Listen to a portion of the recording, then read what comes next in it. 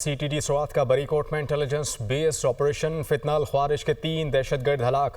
फितनाल ख्वारिज दहशतगर्दों ने CTD team पर firing की जवाबी कार्रवाई में दहशतगर्द मारे गए। सीटीडी के मुताबिक हलाक फितनाल ख्वारिज दहशतगर्द अजमल पर 20 लाख रुपए इनाम मुकर्रर था। 9 मुकदमात में मतलूब था। हलाक फितनाल ख्वारिज दहशतगर्द मतीउल्लाह और रहीमुल्लाह का ताल्लुक अफगानिस्तान से था। इसके अलावा फितनाल ख्वारिज दहशतगर्द पुलिस एहलकारों की शहादत, टारगेट किलिंग और IED हमलों में मुलव्विस थे। आपको बता रहे हैं कि काउंटर टेररिज्म डिपार्टमेंट स्वात का बरीकोट में इंटेलिजेंस बेस्ड ऑपरेशन हुआ।